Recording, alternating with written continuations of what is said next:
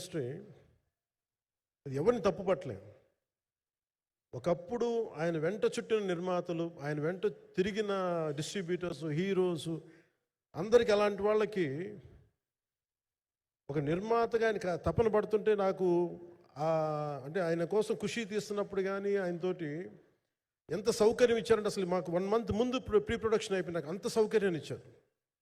నేను కంపోజ్ చేసిన action sequences కానీ ఫైట్స్ కానీ ఖుషీకి నాకు ఆల్రెడీ ఒక 1 month 1.5 month థియేటర్ నాకు ఇచ్చేసి మన సురేష్ ఎఫెక్ట్స్ థియేటర్ మొత్తం ఇచ్చి నాకు అంత లగ్జరీ ఇచ్చిన వ్యక్తి ఆయన నలిగిపోతుంటే నాకు నిజంగా చాలా బాధేస్తుంది.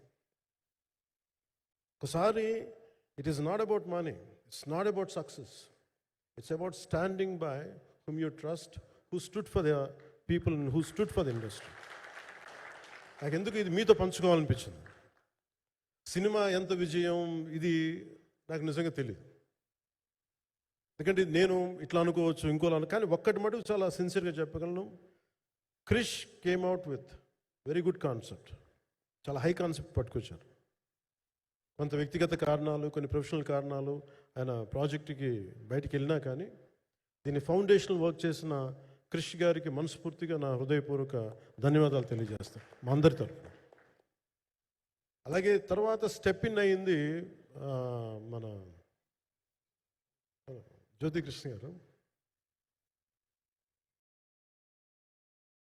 ఖుషి సినిమా చేస్తున్నప్పుడు అప్పుడే లండన్ ఈ ఫిల్మ్ మేకింగ్ కోర్స్ చేసి మన డైరెక్షన్లో ఇన్స్టిట్యూట్ అంతేనా డైరెక్షన్ ఫిల్మ్ మేకింగ్ కోర్స్ చేసి అప్పుడే గ్రాడ్యుయేట్ అయ్యి వచ్చి అప్పటి నుంచి ఉన్నప్పుడు బట్ యాక్చువల్ తనతో మాట్లాడుతుంటే మోస్ట్ సెన్సిబుల్ డైరెక్టర్ అనిపించారు. ఈ ఒక టైంలో ఏమనిపించిందంటే బయట ఉన్న మాటలు కానీ అసలు సినిమా వస్తుందా లేదా బయటికి అని ఉండేది. కానీ మాకు ఎప్పటికప్పుడు నీరసం పడిపోయినప్పుడల్లా నాకు నీరసం వచ్చేసేది. సినిమా అవుద్దా అవ్వదా అనుకున్నప్పుడల్లా దీనికి ప్రాణవాయువునిచ్చిన వ్యక్తి కీరవాణి గారు. ప్రతిసారి